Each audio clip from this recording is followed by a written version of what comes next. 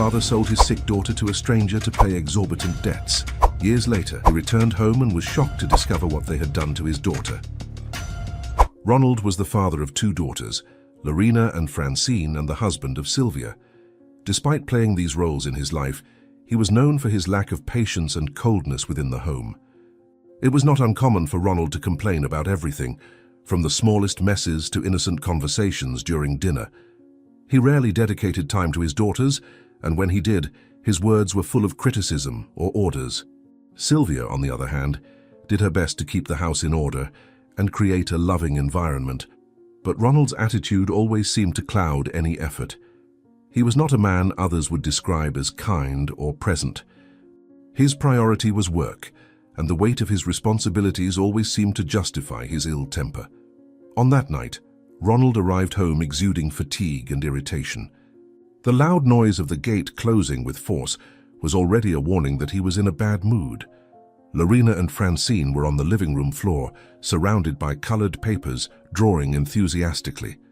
Sylvia, in the kitchen, was preparing dinner while keeping a watchful eye on her daughters. As soon as the living room door opened, Lorena ran excitedly with a paper in her hands, her face lit up with the joy of sharing something special with her father. "Dad, look what I made at school today." "It's a drawing of the four of us. I made it thinking of you," said Lorena, holding up the sheet with pride, eagerly awaiting praise. Ronald walked straight past her, letting out a sigh of frustration as he tossed his briefcase onto the couch. He barely looked at Lorena, who now held the drawing with trembling hands, trying to understand why her father wasn't interested. "Not now, Lorena. Can't you see I'm tired? I've spent the whole day listening to problems at work. I don't have the patience for this now." He sank into the armchair, letting out a groan as he loosened his tie and turned on the television, completely ignoring the uncomfortable silence that had settled in the living room. Sylvia looked on from afar, with a disapproving expression but already accustomed to Ronald's indifference. Lorena stood still for a few seconds, not knowing what to do. Francine, the younger one, watched the scene with a mixture of confusion and sadness, not understanding why her father was so distant. Sylvia, still stirring the pot on the stove, tried to ease the situation. "Ronald, maybe you could look at the girls' drawing after dinner. They just want to share something with you," she said, trying to soften her tone. He didn't respond, just ran his hand over his face and muttered something inaudible, as if everything around him was just a distant noise. Suddenly, Lorena put her hand to her chest, her eyes wide and her face starting to pale. "Mum, I'm not feeling well," she mumbled, her voice weak and trembling. Sylvia, who was in the kitchen, immediately dropped everything and ran to the living room, where she saw Lorena staggering toward the dining table. "Lorena, what's happening?" "Talk to me, my love," Sylvia pleaded, as she held her daughter by the shoulders, trying to stabilize her. Francine, the younger one, stopped drawing and looked at the scene, paralyzed by the fear that was taking over every corner of the room. Finally, the distant wail of the siren broke the anguishing silence of the room. Sylvia sighed with relief, but fear still gripped her as she clutched her daughter to her chest. "They're coming, my love. Hold on, just a little longer. You'll be all right," she said, trying to sound confident, though her heart was in pieces. Francine stayed close to her mother and sister, hugging them both tightly, as if her small body could protect them from all suffering. Even with the imminent arrival of the ambulance, Sylvia couldn't shake the feeling of helplessness that overcame her as she looked at Lorena and silently prayed that help had arrived in time. The paramedics rushed in, carrying equipment while quickly questioning Sylvia. She tried to answer, but her words came out choked with sobs. She fainted. She was complaining of pain, and now she's not responding properly, she said, holding Lorena's face as if that could prevent the girl from leaving her. Ronald, leaning in the corner of the room, watched the scene with his arms crossed and an expression of impatience. "This is taking way too long. Can't you do this faster?" he grumbled, while one of the paramedics shot him a disapproving look. Francine watched everything, clinging to her mother's arm, her eyes wide and glistening with tears. "Mom, she's going to be okay, isn't she?" she asked, her voice fragile and full of fear. Before Sylvia could answer, Ronald snorted loudly. "Stop asking questions, Francine. It won't change anything. Just be quiet and don't get in the way." The words cut like a knife and Sylvia shot him a scathing look but didn't respond. All that mattered in that moment was Lorena. At the hospital, the medical team quickly took over, ushering Sylvia and Francine away as they took Lorena into the emergency room.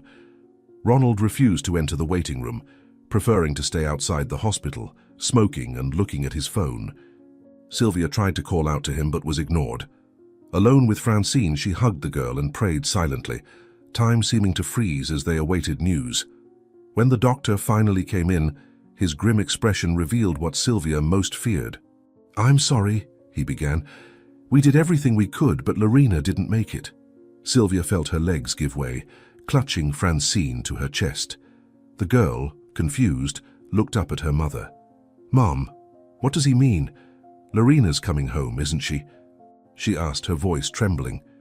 Sylvia shook her head, unable to respond as silent tears streamed down her face. At the funeral, Sylvia tried to stay strong as she comforted Francine. Ronald, however, seemed disconnected from it all, staring blankly. He arrived late and spent most of the time on the phone discussing work matters. When the casket was lowered, Sylvia held Francine tightly, trying to shield her from the pain. Ronald remained distant, not even sparing a final glance at Lorena's grave. On the drive back home, he drove hurriedly, ignoring the anguished silence in the car. Upon arrival, he went straight to his office, leaving Sylvia and Francine in the living room. The days that followed were even more tense. Ronald grew increasingly irritable, taking out his mood on Sylvia and completely ignoring Francine. One night, as Sylvia was preparing dinner, Francine felt a sudden dizziness and ran to the bathroom. Sylvia heard the sound of her daughter vomiting and dropped everything to rush to her. "Francine, my love, what's happening?" she asked, holding her daughter's hair as she leaned over the sink, pale and trembling. Before Francine could answer, Ronald appeared at the door with a closed expression. "She's just looking for attention. These kids make up anything to avoid responsibilities. Give her some water and that's it." Sylvia stood up immediately, putting herself between Ronald and Francine. "Can't you see she's really sick? She needs a doctor, Ronald," she retorted, her voice firm and full of indignation. Ronald snorted and left the kitchen, muttering something about unnecessary drama. Ignoring him, Sylvia helped Francine change and took her to the hospital.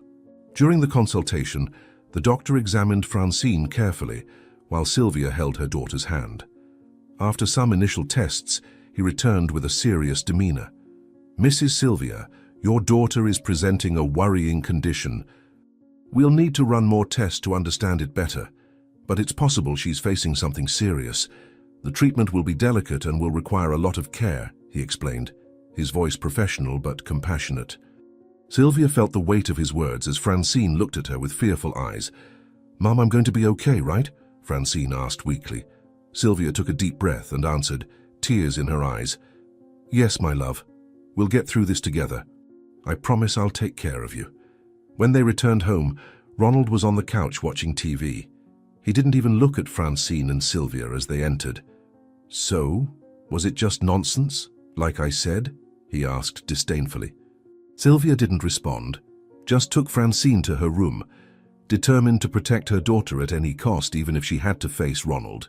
Sylvia carefully tucked Francine into bed, covering her with the blanket as she stroked her hair. The girl closed her eyes, exhausted, and Sylvia stayed by her side for a few minutes, making sure she had fallen asleep. As she left the room, she slowly closed the door and walked to the living room, where Ronald remained slouched on the couch, eyes glued to the TV. "Ronald," Sylvia began, trying to keep her voice steady but low enough not to wake Francine. "The doctor said her condition is serious. We need to go back to the hospital tomorrow to find out the cost of treatment and what will be necessary." Ronald switched channels with a brusque movement and answered without even looking at her. "Values? And where do you think money will come from for that, Sylvia? Do you think I'm what, a money printing machine?" His voice rose, charged with anger. "She's your daughter, Ronald. No matter how much it costs, we need to do something." Sylvia retorted, trying to hold back tears. Ronald finally stared at her, his eyes narrowed and his expression hard. "I'll go to that hospital tomorrow, but if this is more drama, there will be consequences. I'm tired of these illnesses that only serve to hinder me." He stood up, ranting, and left the room, leaving Sylvia alone, holding back her tears so as not to wake her daughter. Ronald arrived at the hospital the next morning with heavy steps, his irritated expression evident. He didn't want to be there, but Sylvia had insisted, and he had no other choice. The waiting room of the office was cold and impersonal, with plastic chairs and a white lighting that seemed more hostile than welcoming. Ronald sat in a chair near the door, tapping his foot on the floor in a steady rhythm, while waiting for the doctor to call him. When he was finally seen, his posture was not that of someone worried, but of someone who saw this situation as just another irritating obligation in a long list of problems he didn't want to face. "Mr. Ronald, thank you for coming. We need to talk about Francine's condition and the necessary treatment steps," the doctor began, in a neutral but firm tone. He sat behind the desk, placing a sheet of paper on it, filled with values and descriptions of procedures. "Her condition is delicate and requires continuous care. Specific medications, therapy sessions, and, depending on her progress, more invasive procedures in the future. Unfortunately, this comes at a high cost, as you can see here." Ronald looked at the paper and frowned, his eyes scanning the numbers. He felt the blood rush to his head as he absorbed what was being said. "This is an outrage. You think I'm made of money. How do you expect me to pay for this?" He shot back, pushing the sheet back to the doctor. The doctor maintained his composure, but his expression hardened slightly. "I understand it's a high cost, but these are essential treatments for Francine to have a chance of recovery. Furthermore, I must remind you that you still have an outstanding debt related to your daughter Lorena's treatment. At the time, you chose more expensive alternatives, and unfortunately, that debt is still outstanding." The doctor's words seemed to explode in Ronald's mind. He stood up abruptly, resting his hands on the desk.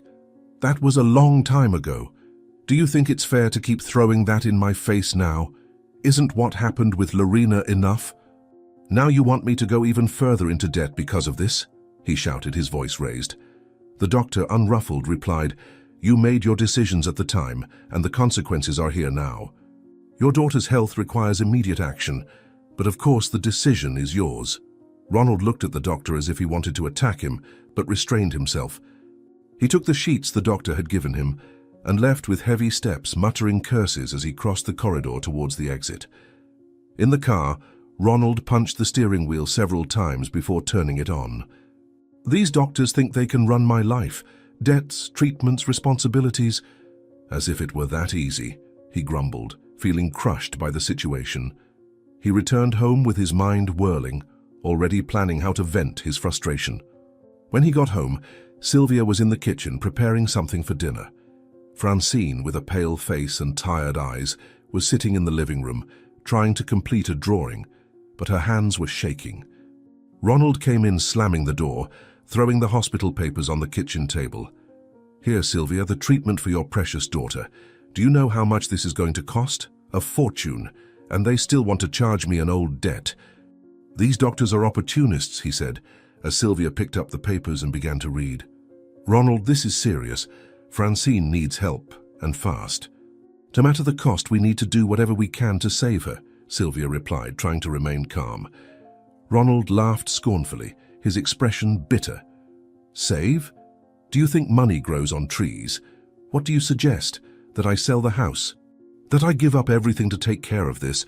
Do you think it's going to work just because you want to play the hero?" he shot back. During dinner, the atmosphere was tense. Sylvia placed a bowl of light soup for Francine, who was trying to eat but seemed to have no appetite. When she tried to bring the spoon to her mouth, her hand shook, spilling some of the soup onto the plate. Soon after, she began to cough and held her stomach, clearly nauseous. "Mum, I can't. I'm feeling sick," Francine whispered, holding Sylvia's arm. Sylvia quickly placed her hand on the girl's forehead, realizing she was hot. "Calm down, my love, we'll sort this out," she said, trying to keep her stable. Ronald, however, did not hide his irritation. "And here we go again. She can't even eat. What else is going to happen?" "This place is starting to look like a hospital, not a home," he complained, pushing his own plate away.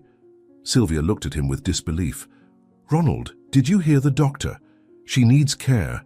It's not her fault she's like this." Ronald laughed scornfully, rising from the table. "Whether it's her fault or not, that doesn't change the fact that it's getting in my way.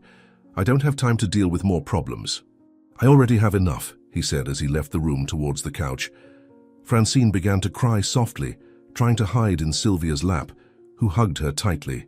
Later, in an attempt to ease the tension, Sylvia brought out the violin she had kept for years and handed it to Francine. "Here, my love. Shall we try to play together? I'll teach you something simple," she said, as she adjusted the instrument.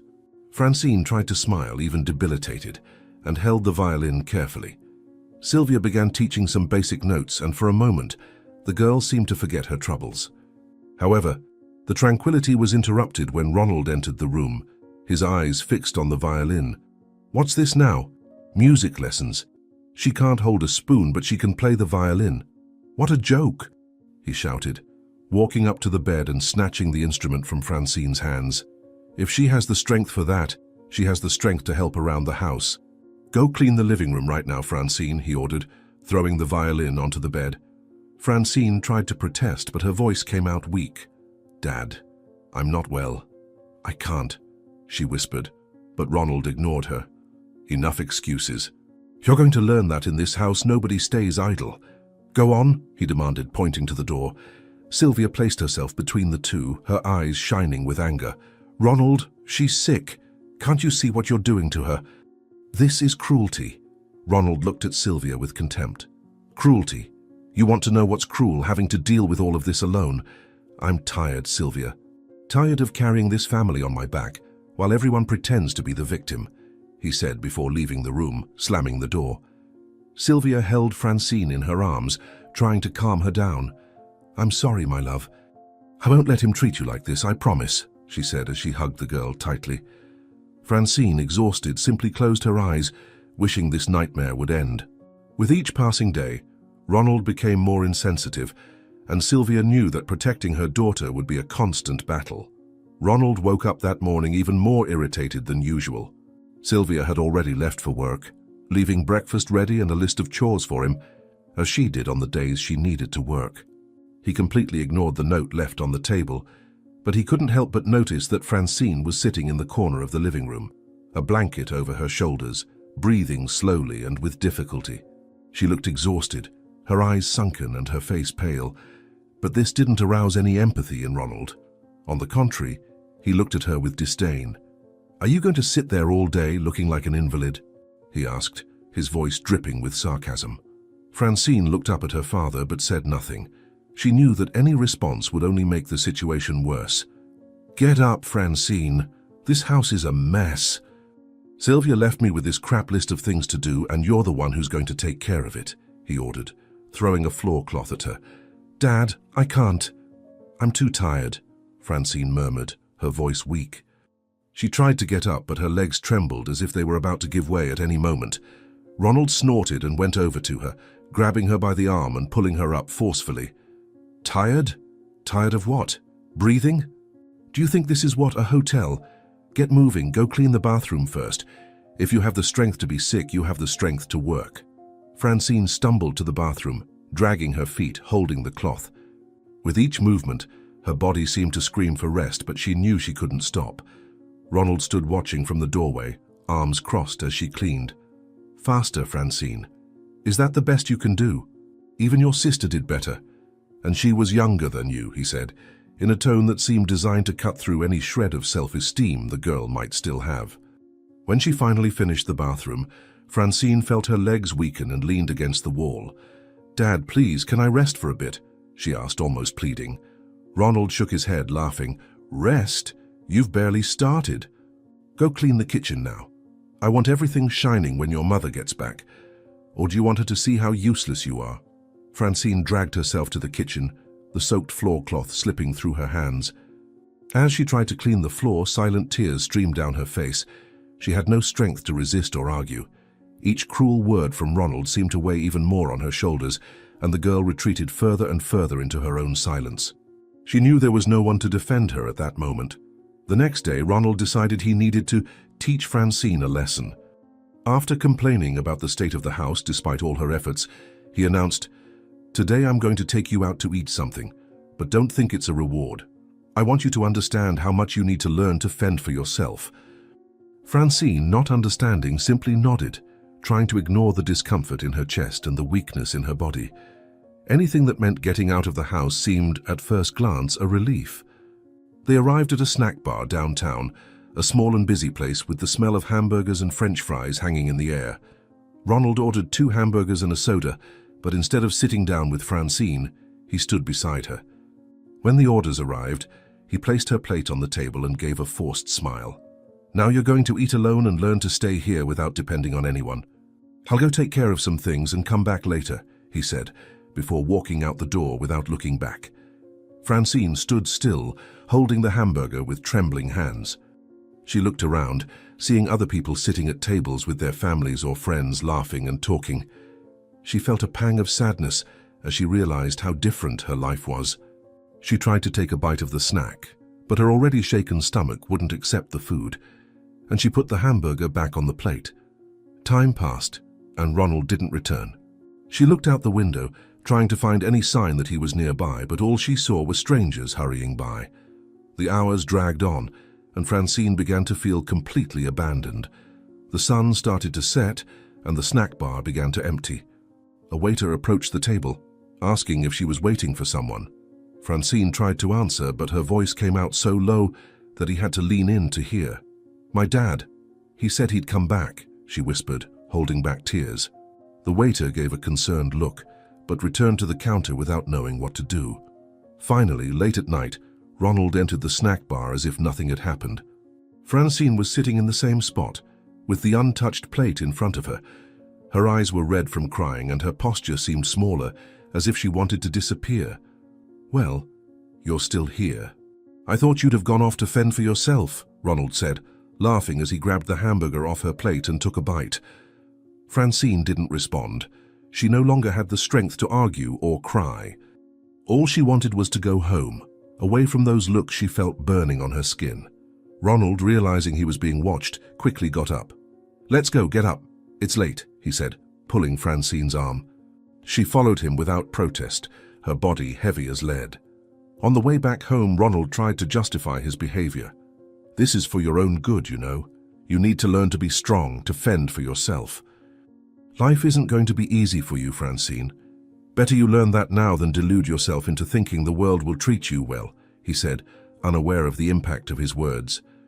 Francine just looked ahead, saying nothing. Each sentence from Ronald seemed like another brick in a wall she was building around herself. When they got home, Sylvia was already there, waiting for them in the living room. "What happened? Why did you take so long?" she asked, worried. Ronald shrugged. "Oh, we just went to eat something. Nothing special," he replied, as Francine silently climbed the stairs without looking at her mother. Sylvia noticed her daughter's dejected face, but decided not to press the issue at that moment, opting to go after her later. Francine entered her room and closed the door, letting herself fall onto the bed. She squeezed her eyes shut, trying to hold back the tears but couldn't. At that moment, she promised herself she wouldn't ask for anything else. If she was going to continue suffering, at least she wouldn't give Ronald the satisfaction of seeing her break. The resentment grew inside her, transforming into a deep silence and a barrier that increasingly pushed away any hope of getting closer to her father. The other day, Ronald reluctantly entered the supermarket with Francine. The girl was visibly dejected, with deep under-eye circles and slow steps, almost stumbling with every movement. Despite her condition, he had insisted that she accompany him. "I'm not going to carry everything myself. You need to learn to be useful somehow, even if you're sick," he had said before leaving home. Inside the market, Ronald pushed the cart hastily, throwing the products in without much care. Francine tried to keep up, but her weakness was evident. Suddenly, she started feeling dizzy. Her vision blurred and she leaned against a shelf to avoid falling. Ronald, noticing that the girl was stopping, turned to her with irritation. "What now, Francine? Are you going to faint in the middle of the market? Come on. Everyone already thinks I'm a terrible father because of you," he shouted, drawing the attention of some nearby people. Francine tried to explain, but her voice came out low and broken. "Dad, I can't. I'm really dizzy." Before she could finish, Ronald yanked her by the arm forcefully. "That's just nonsense from you. There's nothing wrong with you. You just want attention." His loud voice echoed through the aisle, and people around began to look on with disapproving glances. Among the customers, a man named Arthur, who had just picked up some products, stopped upon hearing the shouts. He observed the scene for a few moments before approaching. "Excuse me, sir," said Arthur in a polite but firm tone. "She seems to be very ill. Maybe it's better if you take her to a doctor." Ronald turned, his eyes narrowing as he faced Arthur. "Who do you think you are to tell me what to do with my daughter? Taking care of her is my problem, not yours," he retorted aggressively. Arthur took a step back, trying to stay calm. "I'm just trying to help." "She needs care," he insisted, looking at Francine, who was now sitting on the floor, breathing with difficulty. "I didn't ask for your help," Ronald shouted, pushing the cart forward. He grabbed Francine by the arm, forcing her to get up, and dragged her out of the supermarket. Arthur stood still for a moment, watching as Ronald left with the girl. Something about that deeply bothered him, but he knew he couldn't do anything else at that moment. Later, while Ronald was in the parking lot waiting for Sylvia, he spotted Arthur talking to a woman holding flyers. He overheard part of the conversation and discovered that Arthur was trying to adopt a child. An idea began to form in his mind, and he decided to act. He approached Arthur, now with a smile that seemed forced. "Hey, about earlier. I think I got off on the wrong foot. I heard you're trying to adopt a child. Maybe I can help," said Ronald in a friendlier tone than usual. Arthur looked at him with suspicion, but the desire to help a child spoke louder. "Really? How could you help me?" Ronald laughed, patting Arthur on the shoulder, as if they were old friends. "I know some places that can facilitate the process. Tomorrow I can show you where it is. How about we meet in the morning? I'll take you there." Arthur smiled, relieved. "That would be great, thank you. I really want to make a difference in a child's life." Ronald nodded, shaking Arthur's hand before leaving, already thinking about what he would do. The next morning, Arthur arrived at the agreed-upon location, eager to learn about these adoption places. To his surprise, Ronald was accompanied by Francine, who was wearing clean clothes, but visibly larger than necessary, as if they had been chosen in a rush. The girl carried a small suitcase in her hands, her eyes fixed on the ground. Arthur felt a slight discomfort at seeing her expression, but before he could say anything, Ronald began to speak. "Well, I thought about it a lot and realized that you can help a child immediately. Here's my daughter, Francine. She's a hard-working girl, but I can no longer take care of her," said Ronald without a shred of emotion in his voice. Arthur's eyes widened in confusion. "Wait, you're offering me your daughter? I thought you were going to take me to an adoption place." "That's exactly what I'm doing," Ronald replied, crossing his arms. "Think about it. You'll give her a better life. All I need is financial compensation, let's say. Enough to pay off my hospital debts." Arthur took a step back, shocked. "That's selling a child. Are you insane? I thought you were going to help me, not make such an absurd proposal," he said, raising his voice. Ronald, however, remained relentless. "Look, it's simple. You want to adopt, I need money. Everyone wins. Besides, look at her," he said, pointing to Francine. "She's sick and needs care that I can't provide. Are you going to say you don't want to help?" Arthur looked at Francine, who was holding the suitcase with trembling hands, her eyes welling up with tears. He noticed how thin she was, her bones almost visible on her arms. The girl finally raised her head, realizing what was happening. "Dad, please don't do this. Don't leave me here," Francine begged, tears streaming down her face. She dropped the suitcase and grabbed Ronald's arm. "I promise I'll get better. I'll work harder. Just don't abandon me." Ronald yanked his arm away forcefully, pushing Francine back. "Stop with the drama, Francine. You'll be better off with him than with me. Now behave." Arthur stood paralyzed for a few seconds, struggling with his own conscience. He couldn't believe that a father was capable of doing something like that, but he knew Francine needed help. He sighed, defeated, and took the check out of his pocket. "I'm going to help the girl, but this is immoral and you know it," said Arthur, as he signed the check and handed it to Ronald. "You're throwing away the only thing that matters." Ronald took the check without showing any remorse. "I do what I have to. Now she's your problem." Ronald turned and walked away without looking back, leaving Francine crying on the floor. Arthur knelt down beside her, putting a hand on her shoulder. "It's going to be okay, Francine. I promise you're safe now." But Francine just cried, unable to believe that her father had traded her for money. Later, Ronald entered the house with firm steps, a heavy expression, and a thick envelope of money in his hand. Without saying a word, he tossed the keys on the table and went straight to the kitchen, where he opened a bottle of whiskey that was stored in the cabinet.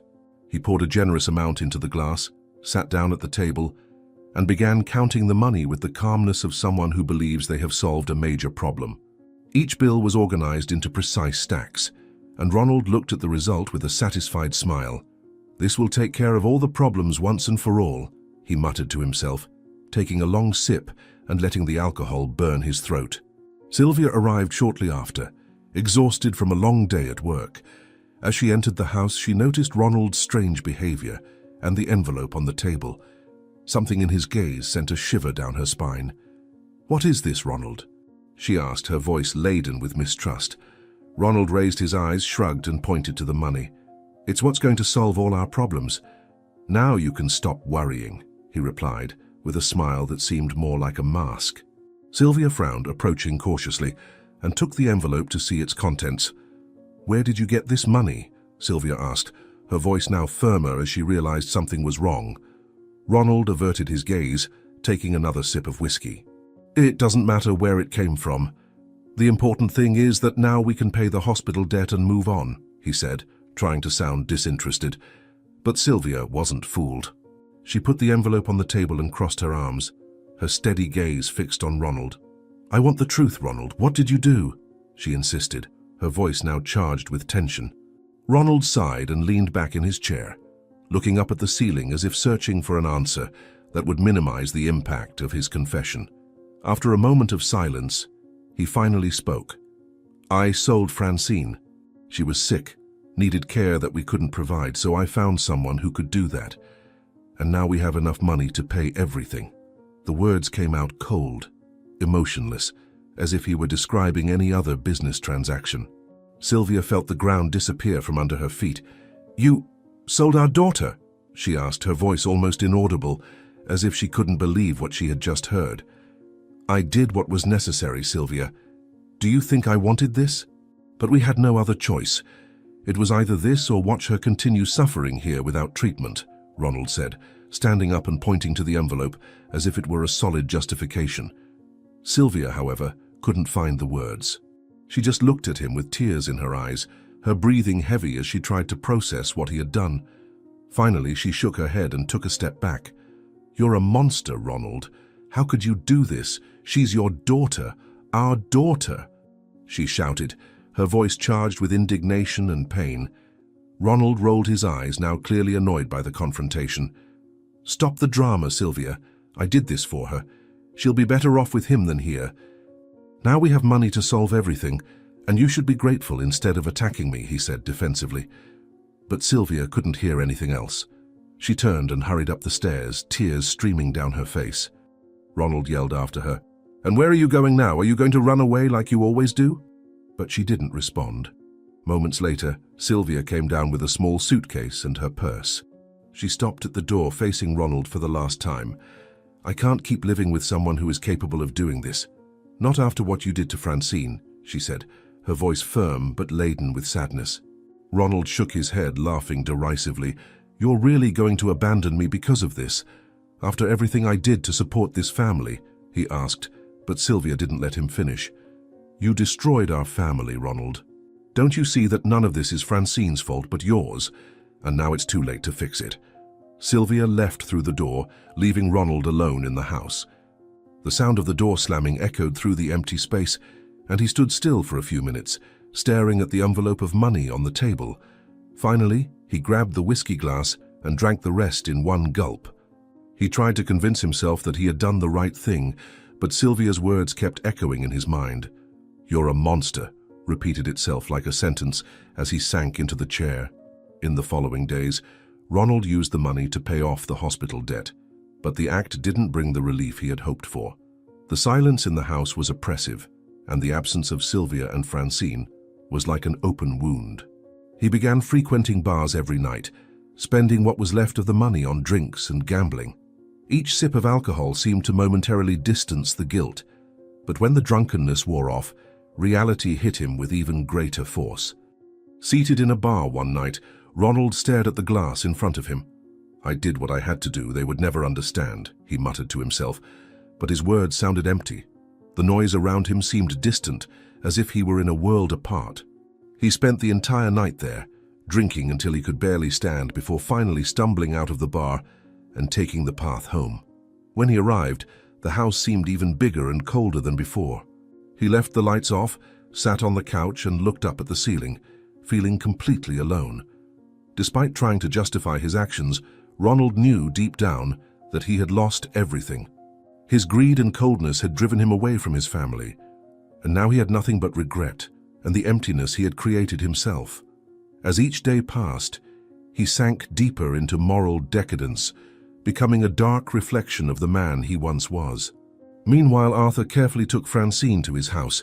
They rode a bus for 12 hours to another city where he had a home.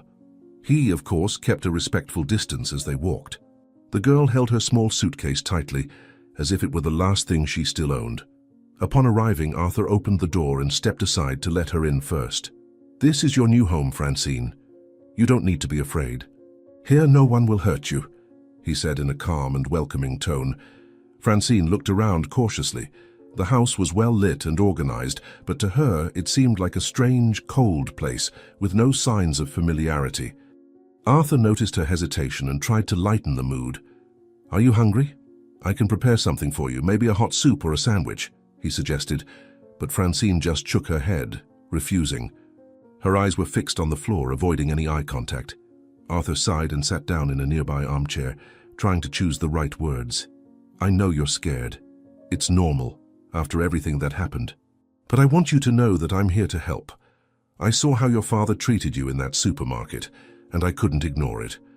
Nobody deserves to go through that, let alone a child," he began, his voice full of sincerity. Francine remained silent, clenching her fists over her lap. She didn't trust Arthur, despite his gentle tone. To her, he was just another adult who said nice things, but could hurt her the next moment. Arthur perceived her resistance and decided to share something more personal. "I also lost someone very important, you know. My daughter. She was almost your age when an accident happened. It has been difficult ever since. Very difficult. When I saw you, I remembered her, and I thought that maybe I could do something for you that I couldn't do for her," he confessed, his voice choked. Those words made Francine look up briefly, but the mistrust was still there. "Why did you do it? Why did you buy me?" she asked, her voice low but laden with resentment. Arthur hesitated for a moment, knowing the answer wouldn't be easy to hear. "Because I wanted to protect you, Francine. I wanted to make sure you had a chance to be happy and grow up without the suffering your father caused you. I know it may seem strange, but my intention was never to hurt you," he explained. Despite the explanation, Francine couldn't feel safe. The trauma of being abandoned by Ronald still weighed on her like a shadow. With every word from Arthur, she felt the lump in her throat grow. "I just want to go home. I want my dad," she said, finally letting the tears fall. Arthur, though saddened, tried to calm her. "I know you miss him, it's natural. But your father wasn't fair to you, Francine. He didn't know how to appreciate you. Here you can start over." Night fell, and Arthur prepared a room for Francine. He left her to rest, but before leaving he said, "If you need anything, I'll be in the room next door. Just call out, okay?" Francine nodded, but her eyes remained fixed on the suitcase she had placed beside the bed. When the door closed, she was left alone in a silence that felt crushing. Sitting on the bed, she looked around, observing the unfamiliar furniture, the different smell of the house, everything screaming that this place wasn't hers. While Arthur slept, Francine began planning her escape. She knew she couldn't stay there. Despite what Arthur said, she didn't trust him and believed her place was by her father's side, no matter what had happened. "He was just angry. He didn't want to sell me. He must be looking for me now," she whispered to herself, trying to convince herself. Carefully, she took her suitcase and opened the window, checking if there was any way to climb down without making too much noise. Francine managed to leave the house and started walking down the deserted street, lit only by streetlights casting long shadows on the ground.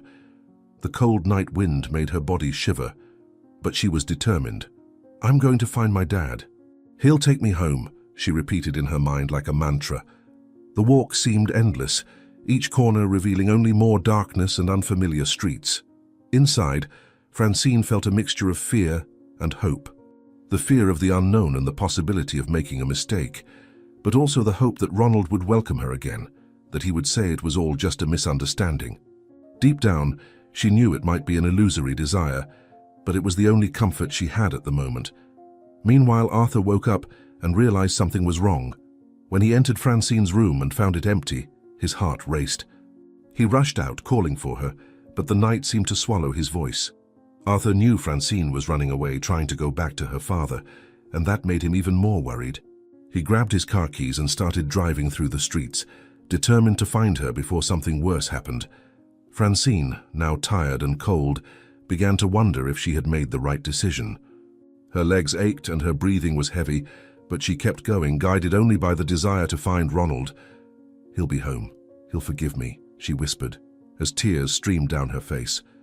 3 men passed by her, their faces illuminated by the faint light from a nearby street lamp. They stopped when they saw her in that state and began to mock her.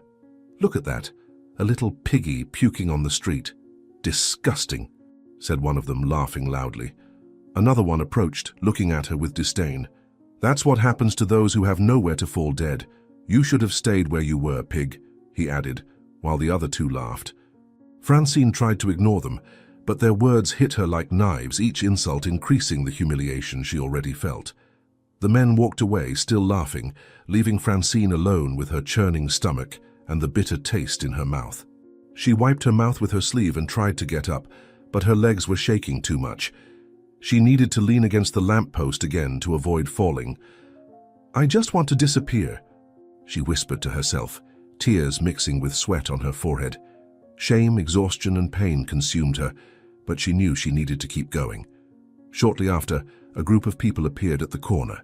They seemed younger, dressed casually and chatting animatedly. When they noticed Francine, their voices lowered, and one of them approached her. "Hey, are you okay?" he asked, with an expression that seemed genuine. Francine looked at them with hope. Maybe finally someone wanted to help her. I'm not doing too well. I think I need help," she said, her voice weak and broken. The young people exchanged looks before gesturing for her to come closer. "Come here, we'll help you," said a girl, holding Francine's arm and leading her to a slightly more illuminated spot. Francine felt a small relief, believing that finally she had found people willing to care about her. But soon she realized that something was wrong. One of the guys took a bottle of hairspray out of his backpack, laughing.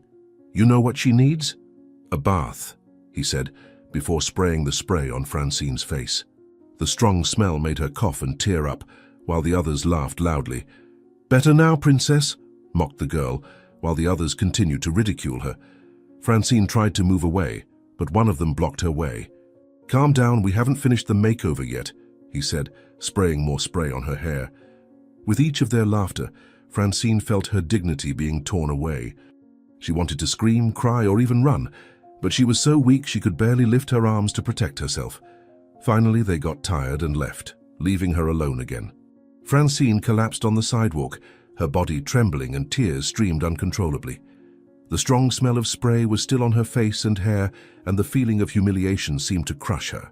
She hugged her knees, trying to protect herself from the world around her, but everything seemed lost. No one cared, and she was just a sick and abandoned girl, at the mercy of strangers' cruelty. Lying on the sidewalk, Francine looked up at the dark sky, her strength finally running out. She felt her body grow heavy, as if every muscle was giving up. "Why? Won't anyone help me?" she whispered, her voice almost inaudible. The only answer was the distant sound of passing cars and the cold wind cutting through the night. She closed her eyes, letting herself be carried away by fatigue and hopelessness, hoping that, at least for a moment, the pain would disappear. Arthur walked through the city streets, worried. Since Francine's escape, he couldn't sleep. There was something in that girl's expression, a mix of pain and hope that wouldn't let him give up. He knew she was out there, alone and vulnerable, and the idea that something could happen to her deeply distressed him. It was then that as he turned a corner, he saw a small figure lying on the sidewalk, curled up as if trying to protect herself from the world. It was Francine. Running up to her, Arthur knelt beside the girl, placing a hand on her shoulder. "Francine, thank God I found you," he exclaimed, the concern evident in his voice. She was unconscious, her skin pale and cold to the touch. He checked her breathing and sighed in relief when he realized that, despite being weak, she was still alive. Without wasting time, Arthur carefully lifted her, holding her in his arms as if she were made of glass. "You're safe now," he murmured to her, even though he knew she couldn't hear him. As he carried Francine through the silent streets, Arthur noticed the loud sound of laughter coming from a nearby bar. Looking inside, he saw Ronald sitting at a table, surrounded by bottles of alcohol and other men, who laughed loudly and toasted. The contrast between the carefree Ronald and the frail girl in his arms filled him with indignation. How can someone be so cruel? He thought as he kept walking, averting his gaze so as not to let his anger show. Soon after, Francine began to regain consciousness. She slowly opened her eyes, feeling the movement as Arthur carried her. "What's happening?" she asked, her voice weak and hesitant. Arthur stopped for a moment and looked at her with a reassuring smile. "You passed out, but everything is okay now. I'm taking you somewhere safe," he explained, trying to sound calm even with the concern still evident in his eyes. Francine looked around, recognizing the city streets. It was then that, as they passed another window of the bar, she saw her father. Ronald was laughing, holding a drink and seeming completely oblivious to his daughter's suffering. The sight hit her like a punch in the stomach. He's there?" she asked, tears beginning to stream down her face. Arthur stopped, looking at her carefully. He knew he couldn't lie. "Yes, it's him. But Francine, that doesn't mean you have to go back to him. He made choices that hurt you, and you deserve so much more than that." Arthur's words were not enough to contain Francine's tears. "He never cared about me, did he? I so wanted to believe that he loved me, that he was just angry. But he doesn't want me," she said, sobbing, her voice laden with a pain that Arthur recognized well. He sat on a nearby bench, still holding Francine in his arms, and let her vent. "I know it hurts, Francine. But sometimes the people who should protect us fail. And it's not your fault," he said, his voice full of empathy. Arthur's words brought a deep silence between the two. Francine listened intently as Arthur spoke. "I know it may seem strange, but I wanted to save you. I wanted you to have the chance my daughter never had. I didn't want to see you broken by someone who should love and care for you. I know it may be hard to trust me, but I promise, Francine, that I only want the best for you." Francine looked at him for a long moment, trying to understand his intentions. There was something in Arthur's voice that seemed genuine, something she had never felt when hearing Ronald's words. Still, she felt afraid. "But what if you get tired of me too? What if I become a burden to you as well?" she asked, her voice almost a whisper. Arthur shook his head, gently squeezing her in his arms. "You will never be a burden to me, Francine. Never. No matter what happens, I will be here for you." "That's a promise," he said, his eyes full of sincerity. In that moment, something within Francine began to change. There was still pain, still doubts, but a small flicker of hope was beginning to emerge. For the first time in a long while, she felt that maybe she could find a place where she was truly accepted. Arthur lifted her up again and began walking towards his home, determined to give Francine the care and protection she so desperately needed. Although the path to full trust was long, he knew he would give his all to help rebuild that girl's life. That night, Francine lay in the bed Arthur had prepared for her, but sleep seemed impossible. The room was silent and safe, but the feeling of emptiness wouldn't leave her. The dim light from the bedside lamp cast soft shadows on the walls, but nothing could alleviate the weight in her heart. She looked up at the ceiling, her thoughts swirling like a whirlwind. Finally, she murmured to herself, as if she needed to hear the words to believe them. "Is Mom looking for me? Does she miss me?" Her voice was a fragile whisper, but laden with pain and hope. In the room next door, Arthur heard the muffled murmur of the girl. He hesitated for a moment, his hand hovering over the door, but decided not to enter. He knew that Francine needed this moment of introspection, a time to process everything that had happened. From the other side of the wall, she continued speaking, her voice now choked with the tears that were beginning to flow. "She must be. Mom would never abandon me. Not like Dad did.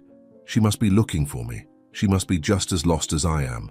Her words were like a silent plea for reconnection, an attempt to keep hope alive amidst the pain. When exhaustion finally overcame her, Francine closed her eyes, as solitary tears continued to trickle down her face. The next morning, Francine woke up determined. As she sat at the table for breakfast, she looked at Arthur with a resolute expression. "I want to find my mum," she said, her voice firm but laden with emotion. Arthur set his coffee cup down on the table, observing the girl carefully. He saw the pain in her eyes, but also a determination he didn't expect so soon. "I understand, Francine, and I'll help you. We'll start by asking the neighbors and acquaintances, see what we can find out," he replied, with an encouraging smile. They began the search that very morning, knocking on doors and talking to anyone who might have information about Sylvia. Some people vaguely remembered her, a distraught woman desperately asking about her daughter, but no one knew where she was now. After hours of searching, an elderly neighbor offered the most relevant clue.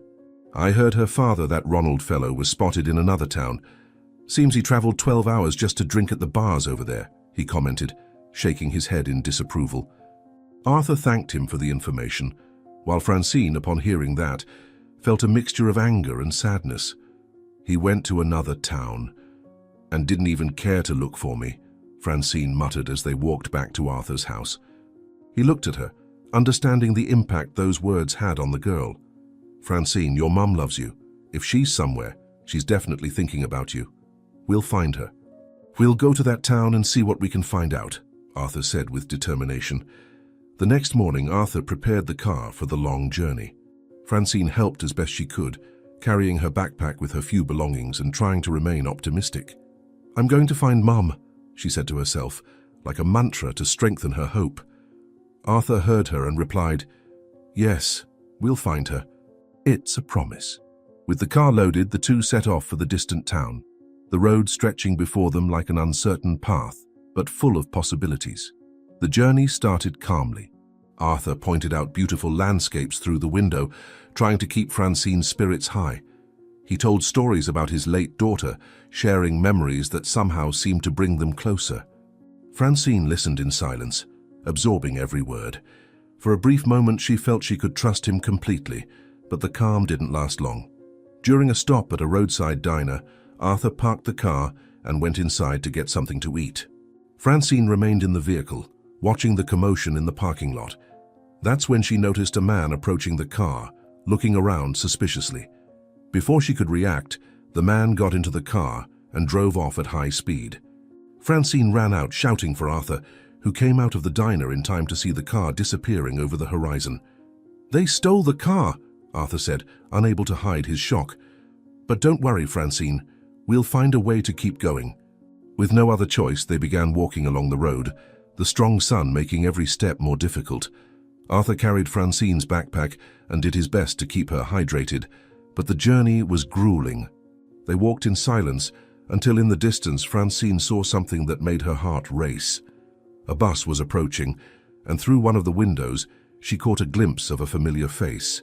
"It's Mom!" she shouted, pointing at the bus. "It's her!" "Arthur, it's my mum." Before he could react, Francine ran towards the vehicle, desperately shouting, "Mum! Mum, it's me, Francine!" The sound of her voice was muffled by the noise of the engine and the growing distance. She ran as fast as she could, tears streaming down her face, her cries laden with despair.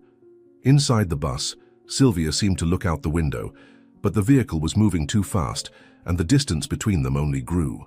Finally, Francine's strength ran out, and she fell to her knees on the side of the road. Arthur, who had been running behind her, knelt beside her and held her by the shoulders.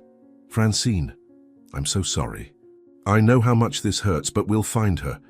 This isn't the end, it's just another obstacle, and I promise we won't give up," he said, trying to console her. Francine looked at him, sobbing, as she tried to process the momentary loss. "But she was there. I saw her. I saw Mom," she repeated, her voice choked with emotion. Arthur held her tightly, allowing her to cry freely. He knew that words weren't enough to ease the pain, but his presence and support could make a difference. As the bus disappeared over the horizon, Arthur made a silent promise. He would do whatever it took to reunite Francine with Sylvia. No matter how difficult, he would stand by her side, facing every challenge. Standing up, he extended his hand to Francine. "Let's keep going, Francine. We'll find her. You're not alone," he said with determination. She took his hand, and together they continued walking, with hope being the only thing keeping them moving. In the other city, Sylvia began to blame herself for not getting off the bus in time. She is sure she saw her daughter, who she has been searching for so long. Sylvia walked through the dark streets of the city, guided only by the faint light of the lampposts and the hope of finding Francine. The night was cold, but the cold she felt came from within, an emptiness and despair that consumed her. Her heart was beating fast, while her eyes scanned every corner, looking for any sign of her daughter. "Where are you, my love? Please give me a sign," she whispered to herself, clutching her coat against her chest. When she reached a busier street, the sound of loud laughter and raised voices caught her attention. She looked ahead and recognized Ronald's figure, stumbling on the sidewalk with a bottle of liquor in his hand. He was surrounded by other men who seemed as drunk as he was, laughing loudly and talking without caring who was around. Sylvia stopped, hesitating for a moment. She knew confronting Ronald was dangerous, but she could no longer run away. He knew where Francine was, or at least had part of the answers she needed. Sylvia approached slowly, her heart in her throat, until she was a few steps away from Ronald. "Ronald!" she shouted, her voice firm despite the fear. He turned, eyes half closed, clearly altered by alcohol. When he saw her, he laughed with contempt. "Look who decided to show up. Sylvia, the drama queen, what is it now? You came to blame me for something else," he said, slurring his words as he took another swig of his drink.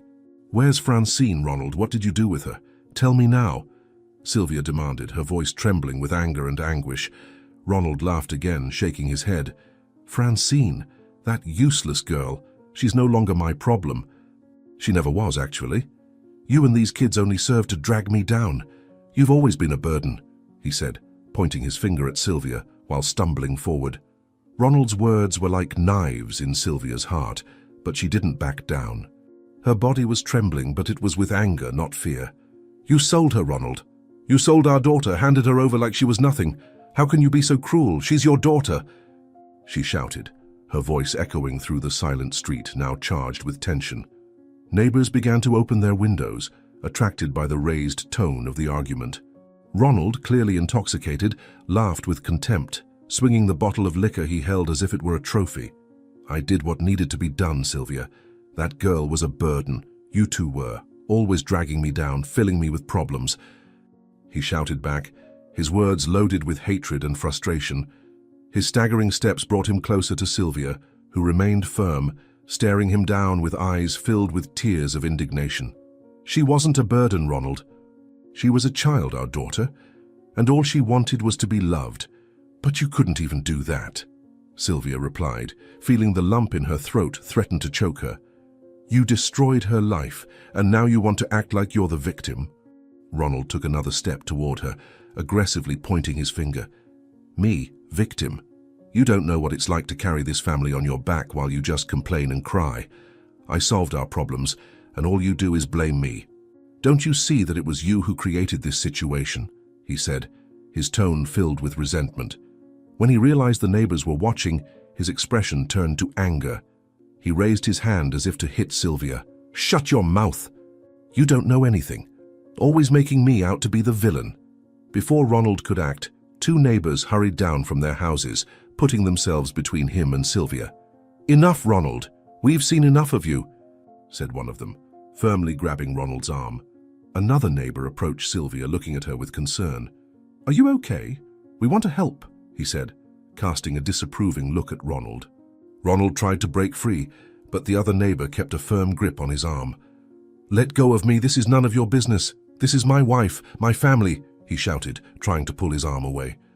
But the group around him only grew larger, with more people coming out of their houses to see what was happening. "You lost any right to call this a family when you sold your daughter, Ronald," Sylvia shouted, her voice cutting through the air like a thunderbolt. Her words caused murmurs among the neighbors. Someone had already called the police, and sirens began to echo down the street. The police were quickly called, and the sirens broke the silence of the night. When the officers arrived, Sylvia took the opportunity to report Ronald. "He sold our daughter, Francine. He handed her over like she was an object, for money," she said, her voice laden with emotion. The neighbors confirmed Ronald's abusive behavior, recounting previous episodes of violence and neglect they had witnessed. Ronald tried to defend himself, his voice slurred by alcohol. "That's a lie. I never did any of that. You're all against me," he shouted, but his aggressive demeanor only reinforced the accusations against him. One of the officers approached Sylvia, looking at her seriously. "If this is true, why didn't you report it before?" he asked, trying to understand the situation. Sylvia took a deep breath, feeling the weight of the question. With tears in her eyes, she replied, "I was afraid. Ronald always threatened me. He said he would kill me if I said anything, and that he would do the same to Francine. I wanted to protect my daughters, but now I can no longer stay silent." Her words were laden with pain, but also with a strength she hardly knew she had. Her words made the neighbors nod, corroborating the accusation. "He was always aggressive. We saw him yelling at his family so many times." "What she's saying is true," one of them confirmed. The officers didn't hesitate to handcuff Ronald, who continued to protest. "You can't do this. This is an outrage. I'm the father. She doesn't know what she's talking about," he shouted, but was led to the police car under the disapproving gaze of everyone around. Sylvia, surrounded by neighbors trying to console her, felt a mix of relief and sadness. The nightmare was far from over, but at least Ronald was no longer an immediate threat. As the police car disappeared over the horizon, she raised her eyes to the sky. "Francine, I'm going to find you. No matter what happens, I'm going to bring you back home," she whispered, with renewed determination in her voice. It was the beginning of a new chapter in her fight for justice and for the love of her daughter. Meanwhile, Francine began to feel an intense weakness as she walked along the streets of the new city with Arthur. Her steps became slower, and her breathing grew labored. Arthur, realizing something was wrong, stopped and held her arm. "Francine, are you okay?" he asked. But the girl just shook her head, struggling against the dizziness that threatened to knock her down. Before she could answer, her legs gave way and she fell, clutching her chest as if trying to control a deep pain. "Don't worry, Francine, I'm here. I'll take care of you," Arthur said, his voice laced with concern. He picked her up without hesitation and started walking quickly toward the nearest hospital. When they arrived, the bustling environment and constant calls of doctors and nurses filled the air, contrasting with the calm Arthur tried to convey to the girl. He quickly explained the situation at the reception desk, and Francine was taken in for treatment. Shortly after, a doctor came out to speak with Arthur. "Her condition is serious. She needs immediate treatment. The first session may help stabilize her, but the costs are high and there will be other sessions and possibly surgeries in the future," the doctor explained in a professional yet concerned tone. Arthur nodded without hesitation. "Do whatever is necessary. I'll pay for it," he said, knowing he was taking on a huge financial commitment, but unable to leave Francine unassisted. While waiting in the waiting room, Arthur reflected on the challenges that lay ahead. He knew the treatment would be expensive and long, but he couldn't imagine any other alternative. This girl has already suffered too much. "I won't leave her alone at this moment," he thought, as he watched people around, each facing their own silent battles. After the first treatment session, Francine was brought back to her room. She was pale but conscious, and looked at Arthur with a mixture of weariness and gratitude. "Thank you for not leaving me, Arthur," she said, her voice weak. He smiled at her, trying to hide the concern in his eyes. "You're strong, Francine. We'll get through this together. I promise," he replied, squeezing her hand firmly. Later, as he walked the streets to get something to eat, Arthur witnessed a scene that left him outraged. Her beggar boy, dressed in dirty and tattered clothes, was sitting on the sidewalk with a dejected look, while a well-dressed man, holding a dirty water bottle, mocked him. "You want help? Then take this," said the man, throwing water at the boy, who shrank back, trying to protect himself. Arthur couldn't stand still. He quickly approached, putting himself between the man and the boy. "What do you think you're doing?" he asked, his voice laden with authority. The man laughed, unconcerned by Arthur's tone. "I'm just teaching him a lesson. These kids need to learn that you don't get anywhere in life by being weak," the millionaire replied with disdain. "Teaching a lesson? By throwing dirty water at a boy who already has nothing. That's not teaching, it's humiliating," Arthur retorted, staring at the man. The millionaire shrugged, muttering something about it not being his problem, before walking away, leaving Arthur and the boy alone. Arthur knelt beside the boy, who was still trembling, and placed a comforting hand on his shoulder. "Are you okay?" he asked softly. The boy looked up, surprised by Arthur's kindness. Yes, sir, I'm just hungry, he replied in a timid voice. Arthur looked around, searching for an immediate solution. Let's find you something to eat. But first, know that you don't deserve to be treated like this. No one does, he said, helping the boy up. As they walked towards a diner, Arthur continued talking to the boy. What's your name? He asked. Charlie, the boy replied, still hesitant. Arthur smiled at him. Charlie, I know sometimes the world can seem cruel, but I want you to know that there are good people out there, and you deserve a chance, like everyone else, he said sincerely. At the diner, Arthur bought a hot meal for Charlie and sat beside him as they ate. Thank you, sir. No one has ever done something like this for me, Charlie said, his eyes filled with emotion. Arthur gently squeezed the boy's shoulder. You're not alone, Charlie. Remember that. There will always be a way out even when everything seems lost. As he returned to the hospital, Arthur couldn't get what had happened out of his mind. Charlie's situation reminded him of Francine and his own lost daughter. He knew that despite the challenges, his mission was bigger than just helping one girl. It was about bringing light, where there was darkness, and fighting against the cruelty so many people faced. Arthur promised himself he would continue to do whatever was necessary to protect those who couldn't protect themselves, starting with Francine. Arthur watched Francine sleeping in her hospital bed. The air was filled with the sound of the machines monitoring her vital signs, a constant reminder of the fragility of the situation. He knew Francine needed more than medical care. She needed her mother, someone who could offer the emotional security that he, despite his efforts, couldn't fully provide. Arthur made the difficult decision to travel and find Sylvia, even though he would have to leave Francine alone. Francine, I promise I'll bring your mother back, he whispered to himself, before leaving the room with one last look at the sleeping girl. He left detailed instructions for the doctors and nurses, ensuring Francine would receive the best care while he was gone. He gathered his few belongings and set off on the long journey, determined to reunite mother and daughter.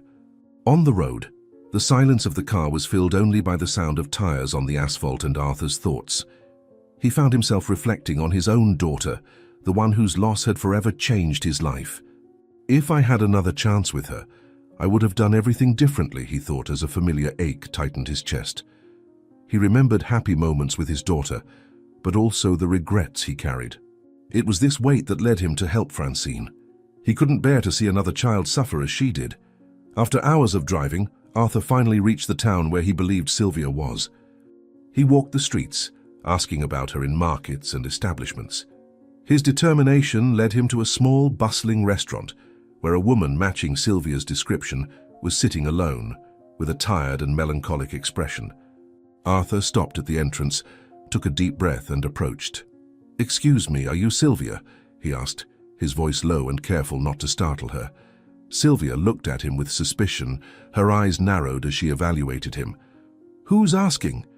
she replied, her tone defensive. Arthur raised his hands in a peaceful gesture. "My name is Arthur. I know your daughter, Francine. I'm here to talk about her," he said, trying to convey calmness. Upon hearing his daughter's name, Sylvia grew tense as if time had stopped for a moment. "Francine, you know where she is? What have you done with her?" she asked, her voice rising as the suspicion grew. Arthur tried to explain, but his words were not enough to alleviate Sylvia's distrust. "I came to help her. Your daughter is in a hospital. She's being treated, but she needs you," he said sincerely. Sylvia shook her head, still disbelieving. "Why should I believe you? A stranger appears out of nowhere saying he knows my daughter. That sounds like a trap," she said, already reaching for her phone. Before Arthur could react, Sylvia called the police, and minutes later a patrol car arrived on the scene. The officers entered the restaurant, addressing Arthur firmly. "Sir, we received a complaint. We are going to need you to come with us," said one of them, while the other placed Arthur into custody. "Wait, you need to hear what I have to say. It's about her daughter, Francine," Arthur insisted, his voice charged with urgency. But the officers, following protocol, took him to the patrol car. Inside the car, Arthur remained calm. He knew he needed to convince Sylvia and the authorities that his intentions were genuine. As he was being taken to the station, Arthur looked at Sylvia through the window, seeing the confusion and fear in her eyes. "Sylvia, Your daughter is in another city. She needs you. Please, listen to me," he shouted before the car door closed. At the station, Arthur repeated his story to the police officers, insisting he was there to help. "I found Francine in a terrible situation. She was being neglected and mistreated. I took her to a hospital because no one else would. I'm not here to hurt her. I just want to reunite her with her mother," he explained, his voice charged with emotion. Sylvia, still full of doubt, was called in to hear Arthur's testimony. As she entered the room, she looked at him with mistrust. "If you're telling the truth, then tell me. Where is my daughter?" she asked, her voice firm but filled with anguish. Arthur seized the opportunity to provide all the details. He gave the name of the hospital, described Francine's condition, and explained everything that had happened since he found her. The officers, sensing the sincerity in Arthur's words, began to reassess the situation. One of them addressed Sylvia. "Ma'am, everything he said checks out. Your daughter is undergoing treatment. If you want, we can take you there," he said, offering support. Sylvia looked at Arthur, still hesitant, but now with a glimpse of hope. "If this is true, I'll go to her," Sylvia said, her voice trembling. Arthur, now calmer, added, "She needs you, Sylvia. I did what I could, but she misses you. Please go to her and see with your own eyes. She needs her mother." Sylvia nodded slowly, gathering her things to make the journey. Arthur, even though still in custody, felt relieved knowing that finally Francine would be close to her mother. As Sylvia prepared to leave, Arthur looked at her and said, "Please tell Francine that she's strong and that she was never alone." Sylvia, without responding, left, leaving Arthur with the certainty that he had done everything possible to reunite mother and daughter. As Sylvia prepared to leave for the hospital, tension remained thick at the station. Arthur was sitting on a bench in the cell, reflecting on everything that had happened. The environment was claustrophobic, with the occasional sound of police footsteps and murmurs from other detainees. Then he heard a noise coming from the cell next door, and before he could react, a small sharp rock flew through the space between the bars, hitting him in the shoulder. "Hey, who did that?" Arthur exclaimed, massaging the spot where he was hit. He turned and saw Ronald in the neighboring cell, a sarcastic smile on his face. "Finally got you, you saint savior. Thought you could pull one over on me, didn't you?"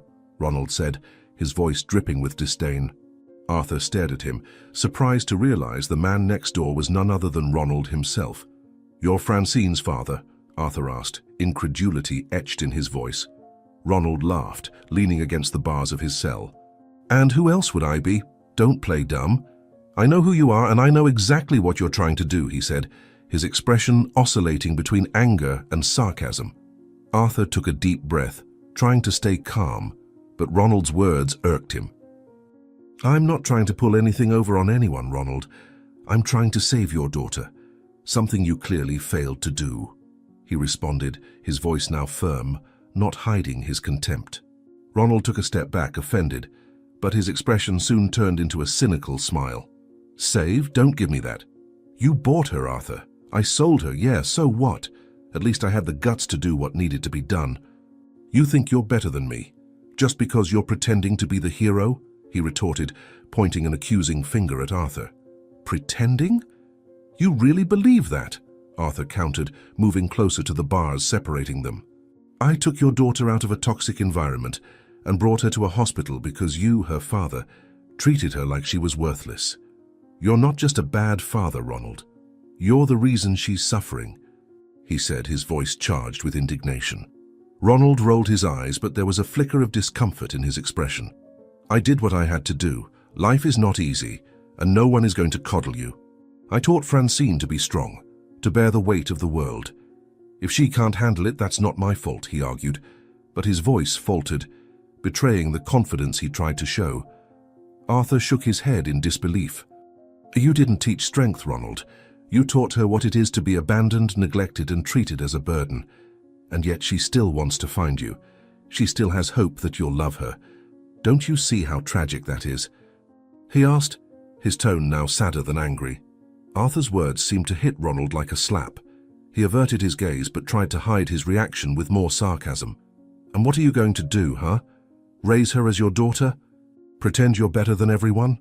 Good luck with that, Knight of Justice," he said, but his voice sounded less convinced. "I don't need to pretend anything, Ronald. I'm just doing what any decent person would do. And unlike you, I'll keep doing whatever it takes to ensure Francine has a chance at happiness, Arthur replied, retreating to the back of his cell, tired of arguing with someone so stubborn and bitter. Ronald fell silent for a few moments, watching Arthur. Finally, he shrugged and sat in a corner of his cell, feigning disinterest. "You don't know anything about me, Arthur. And you never will," he muttered. But Arthur ignored him. He knew Ronald was full of excuses and justifications, but none of them were enough to erase the harm he had caused. As silence fell over the cell, Arthur went back to thinking about Francine and Sylvia. He knew that as long as Sylvia was on her way, there was a chance everything could change for the better. He just needed to be patient and keep fighting, even with obstacles like Ronald in the way. As Arthur tried to disengage from the verbal confrontation with Ronald, a police officer appeared in front of the cells, a notebook in hand. He looked at Arthur for a few moments, his face serious and professional, before finally speaking. "Mr. Arthur, we reviewed the information you provided. We checked the hospital, talked to the doctors and witnesses. Everything indicates your intentions were not malicious. You really did try to save the girl." Arthur felt a brief relief upon hearing those words. "So does this mean you're going to release me?" "Sylvia is going to the hospital to find Francine, and I need to be there to make sure she's okay," he responded, his voice laden with hope and urgency. The officer sighed, slowly shaking his head. "Unfortunately, it's not that simple. The fact that you bought the girl, even if it was with good intentions, still constitutes a crime. We have no choice but to keep you in custody while we investigate further. The law doesn't allow for exceptions in this type of situation," he explained, his voice showing a hint of compassion but also firmness. The words hit Arthur like a bucket of cold water. He stood up from the makeshift bed in the cell, gripping the bars. "You don't understand. I did it because she was suffering, because no one else would do anything for her. How can that be considered a crime? I'm trying to fix what her own father destroyed," he exclaimed, his frustration showing. The officer seemed understanding but remained firm. "I understand your position, Mr. Arthur, and I believe in your intention. But the law doesn't take that alone into account. What you did, even if motivated by empathy, was still a legal violation. You need to understand that we are acting as required of us," he said before jotting something down in his notebook and taking a step back. Ronald, who had been watching it all with rapt attention, couldn't hold back a sardonic laugh that echoed through the cell. "Look at that, the hero falling from his pedestal. Did you really think you'd get out of this unscathed? Welcome to the real world, where good intentions don't save you," he mocked, his voice dripping with irony and contempt. Arthur turned, meeting Ronald's gaze with eyes full of anger. "You're laughing. After everything you did. You destroyed your own daughter, Ronald. You sold Francine like she was an object, and you still find it funny," he retorted, his voice firm and filled with indignation. Ronald shrugged, a cynical smile on his face. "I did what I had to do. And look at that, you're in the same place as me now. So who's the villain, huh?" "In the end, we're all the same," he responded, leaning against the bars of his cell as if savoring the situation. Arthur shook his head, trying to contain his frustration. "I may be here now, but there's a world of difference between us. I did what I did to save your daughter, while you abandoned her. You can laugh all you want, Ronald, but the only thing you're proving is that you should have never been a father," he said, his voice now more controlled but laced with contempt. The officer, sensing the rising tension, intervened. "Enough, you two. This isn't going to lead anywhere. Mr. Arthur, I know this is difficult, but you need to wait while we process the case. And you," he said, pointing at Ronald, "stop provoking. The situation for both of you is complicated enough." Arthur retreated to the back of his cell, trying to find some calm amidst the chaos. He knew the situation was unjust, but he also knew his priority was to ensure Francine was safe and that Sylvia would find her. Meanwhile, Ronald continued to smile, as if he was enjoying the misery of others, unable to see that the true weight of his actions condemned him far more than any cell. The sound of the chief's boots echoed down the police station hallway as he approached the cells. Arthur, sitting in the corner of the cell, looked up, still frustrated by the injustice of his situation. Ronald remained silent, but didn't hide a cynical smile, savoring Arthur's discomfort. The chief stopped in front of the cells, scrutinizing the two men with a serious expression. "Arthur," the chief began, his voice firm but not hostile. "I've reviewed your case. I spoke with Sylvia and the doctors, and it's clear to me that, although what you did is technically a violation of the law, your intentions were legitimate. You tried to save the girl, not harm her. I can't ignore that." Arthur stood up, gripping the bars tightly, hope kindling in his gaze. "So that means, he started, almost breathless. "It means I'm making an exception." "I'm releasing you now," the chief declared, motioning for the officer beside him to unlock the cell. "But understand, this is a delicate situation. You'll still be monitored until the case is completely closed. I hope you understand." Arthur nodded rapidly, gratitude evident in his eyes. "Thank you, sir. I promise I'll do everything right from now on. I just need to be with Francine and Sylvia. Thank you for giving me this chance," he said, his voice laden with relief. As Arthur was released, Ronald shook his head, chuckling softly. "Looks like heroes do get lucky after all, huh?" he taunted, but Arthur paid no heed. He walked out of the cell without looking back, determined to set things right. Upon being released, Arthur knew Sylvia was already on her way to go find Francine. He ran through the streets, his heart pounding. He found Sylvia about to get into a taxi, her eyes fixed on the road. "Sylvia, wait!" Arthur shouted, quickly approaching. She turned, surprised, and looked at him with a mixture of relief and doubt. "Arthur, what are you doing here? I thought you were still in jail," she said, her voice laced with concern. "The chief released me. I had to come to you before you went alone." "Let's go together, Sylvia. Francine needs us both now," he responded, determination evident in his words. Sylvia hesitated for a moment before nodding. "All right. Let's go," she said, getting into the taxi alongside Arthur. During the journey, the silence between the two was broken only by the instructions given to the driver and their restless thoughts. Arthur looked out the window, reflecting on everything that had happened. He knew there was still distrust from Sylvia, but he believed that time and his actions could rebuild that trust. "She's in good hands, but now she needs her mother by her side. Francine will be okay," he said, more to himself than to Sylvia. "I hope so," Sylvia replied, almost in a whisper. "She's been through so much, Arthur. I should have been there from the start. I never should have left Ronald to take care of her alone." Arthur looked at her, noticing the weight of guilt in her words. "You did what you could, Sylvia, and now you're here, fighting for her. That's what matters," he said, his voice calm and comforting. As they arrived at the hospital, the tense atmosphere of the trip turned into urgency. They rushed to the reception, where a nurse recognized Francine's name and led them to a private room. However, before they could enter, the attending physician intercepted them, his expression grave. "What happened?" Sylvia asked, her heart racing. "How's my daughter?" The doctor sighed, carefully choosing his words. "During the treatment, there was an accident. Francine tried to get up from the stretcher by herself and ended up falling. She hit her head hard. We're monitoring her, but her condition is critical. We're doing everything we can to stabilize her," he explained, his voice firm but laden with compassion. The doctor's words hit Sylvia like a blow. She staggered slightly, and Arthur held her arm to support her. "This can't be happening. She's already suffered so much," she said, her voice failing as tears streamed down her face. Arthur squeezed her shoulder, trying to convey strength. "She'll make it, Sylvia. Francine is strong. We can't give up now," he said firmly. Sylvia was sitting by Francine's bedside, gently holding her hand, while Arthur remained nearby, his eyes fixed on the heart monitor.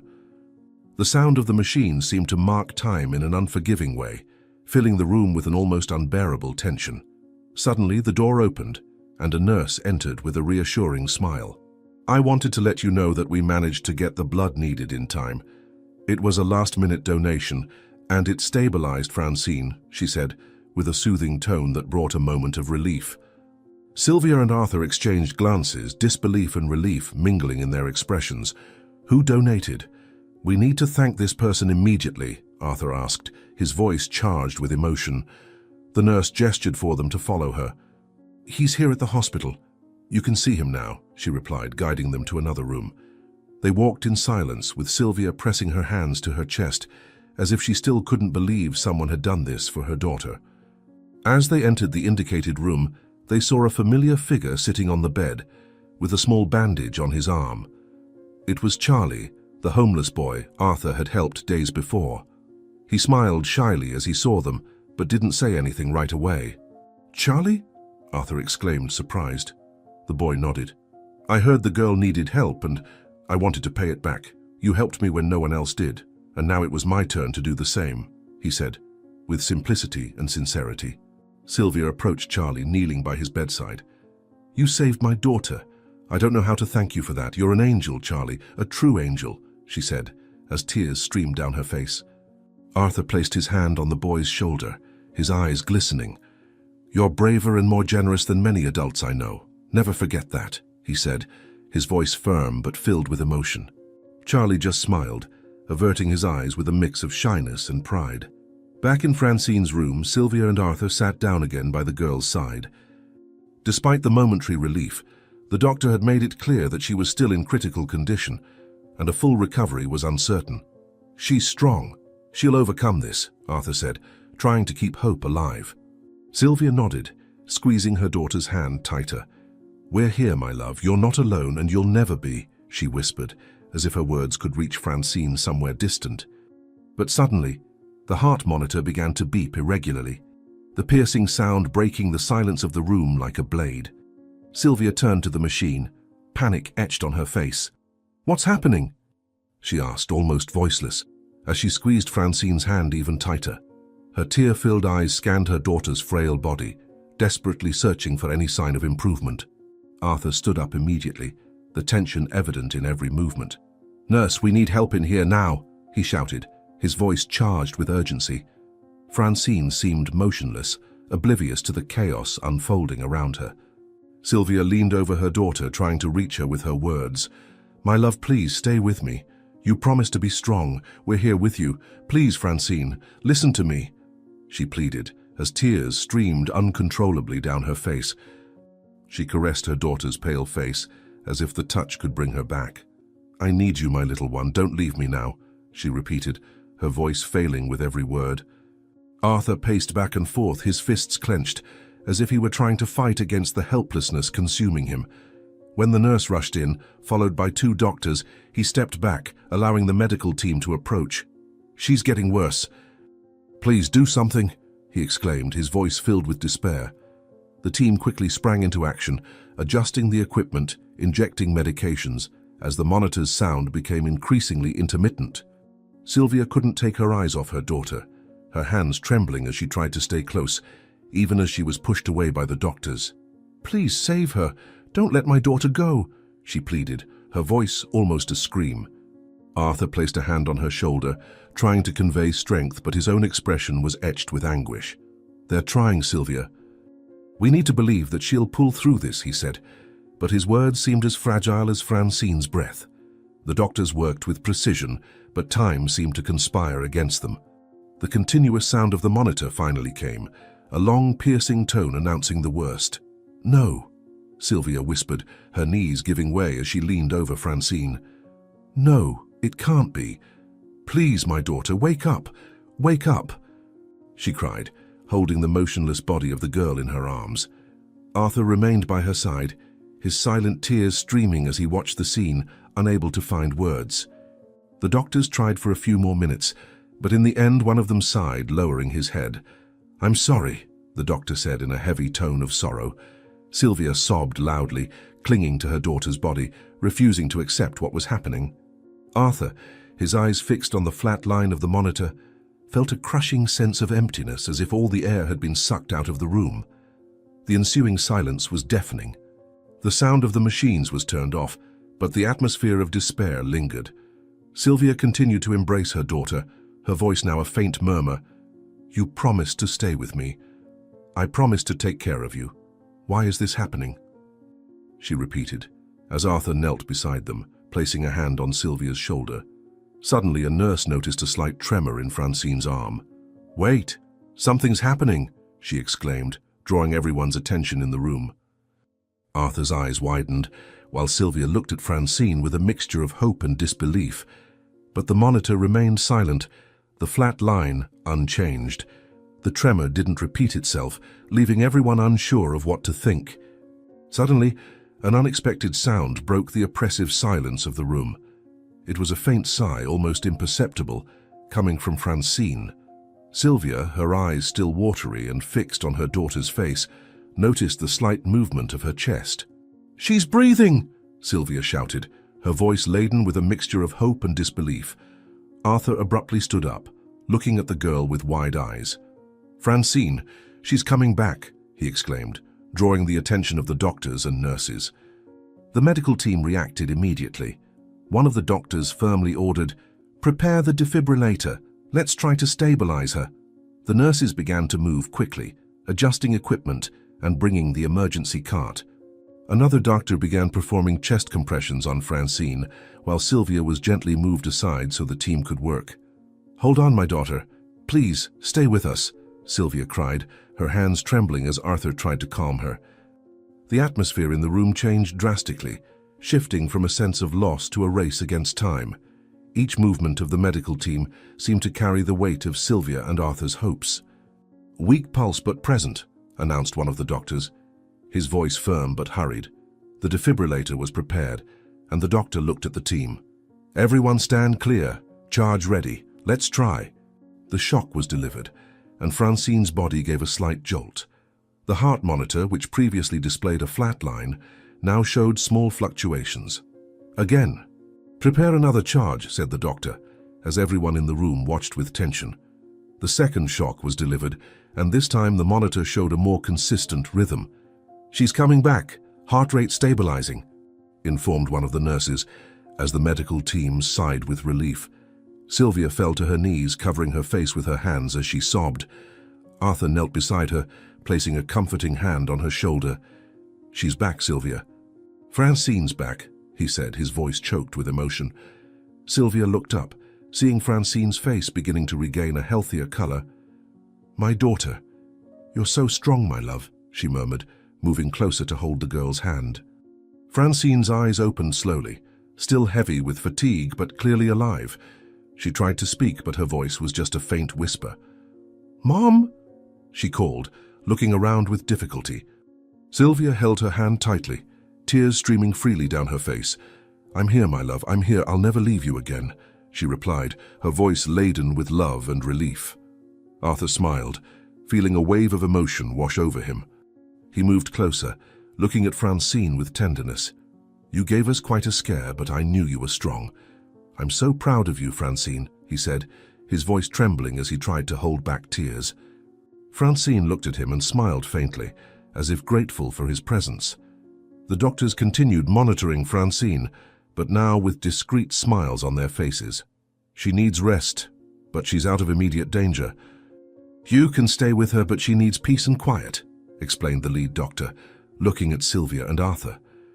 Both nodded, their eyes never leaving Francine, as if fearing the joyful moment might slip away. The room, once filled with tension and despair, was now filled with a sense of relief and renewal. Francine, though still fragile, had overcome the impossible, and her steady breathing was the most beautiful sound Sylvia and Arthur could hear. They knew the road ahead would still be long, but in that moment the miracle of life had prevailed, and that was enough to rekindle hope in their hearts.